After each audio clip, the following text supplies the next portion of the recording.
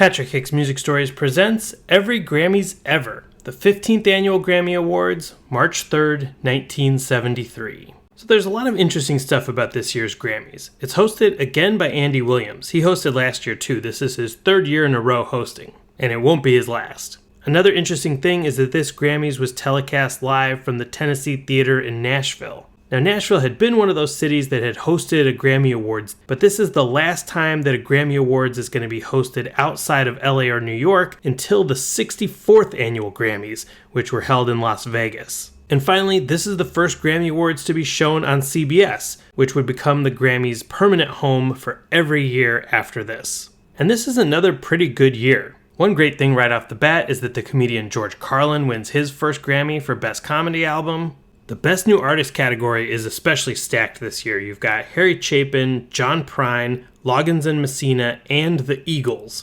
But the winner is the band America of Horse with No Name fame, and I think that's only the second time I've ever named all 5 Best New Artist nominees, because usually there's at least a couple you've never heard of, but this was a good category. Now, Song of the Year and Record of the Year tonight go to the same song, and it's a very unlikely hit, The First Time I Ever Saw Your Face, which was performed by Roberta Flack. Now, this was an old folk song written by the legendary British folk singer Ewan MacColl, the father of Kirsty MacColl, the guy that wrote Dirty Old Town, but Roberta had recorded a version of his song for her 1969 album First Take. Now, the song and that album didn't make much of an impact at the time, but it had one very influential fan, and that was Clint Eastwood. Clint really wanted to use this Roberta Flack version of The First Time I Ever Saw Your Face for a movie that he was making, his directorial debut, Play Misty for Me. And its use in the movie made the song a huge hit. It was the biggest single of the entire year, 1972, according to Billboard, and it made Roberta Flack a star.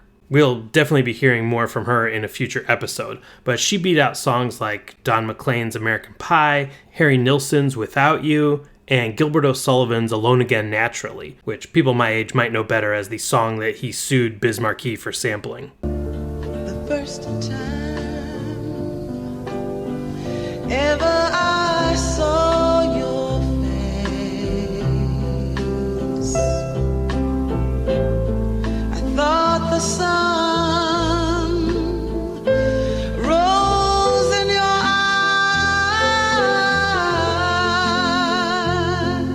And I love this win for Roberta Flack, but I do feel like this kind of negates the Grammys' whole credo of we don't care about charts and album sales. This song came out in 1969. Why was it not the best song of 1969? Why did it becoming a big hit suddenly make it the best song of the year? This is still one of my problems with the Grammys today, is that they sit around waiting for artists to submit the work to them, and then they will go and listen to it and decide if it's worthy of winning anything. This should be your job. You should be going out to find the best songs. Even if a song is not a hit, the Recording Academy should know that this song is the best song of the year. I know that's not how it works, but that's how I think it should work. Now I'm off my soapbox, let's talk about albums of the year.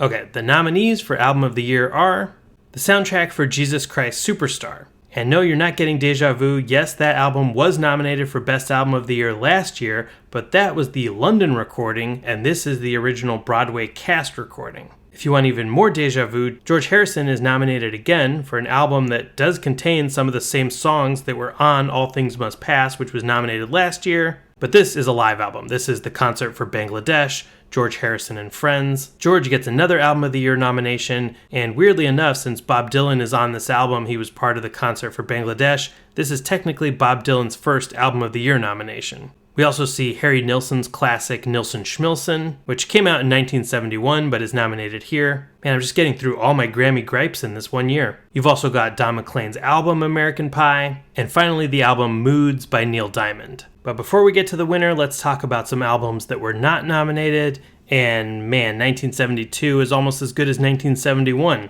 Some of these are so painful for me. So you've got David Bowie's The Rise and Fall of Ziggy Stardust and the Spiders from Mars. It's David Bowie's breakthrough album. This not being nominated for anything is a travesty. You've also got the Rolling Stones' Exile on Main Street, which a lot of people consider to be their best album, not nominated for anything. You've got Neil Young's Harvest. Yes is Close to the Edge. Miles Davis is On the Corner. And then you've got a bunch of great records that were a little more obscure but still should be mentioned here. Nick Drake's Pink Moon, Deep Purple's Machine Head, We've got some important German bands that were ignored, Can and New, the first Roxy Music album, and then one that of course was not on the Grammys radar, but it's just one of my personal favorite records of all time, Big Star's #1 record.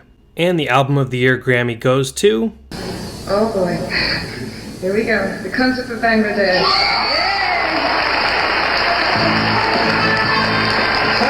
The Concert for Bangladesh. Another year where the Grammys made the right choice. George gets some redemption after All Things Must Pass lost last year. Bob Dylan finally technically gets his first Grammy win. George becomes the first ex-Beatle to win an Album of the Year Grammy, although he will not be the last. And again, so far in the 70s, I'm pretty happy. There's so much great music in the 70s that of course a lot of stuff is going to get left out, but I think this is a great album and this is a great choice. It might be the best mood I've ever been in for this series. We'll see if it lasts. Thanks for tuning in, and I'll see you next time for the highs and lows of the 16th Annual Grammy Awards in 1974.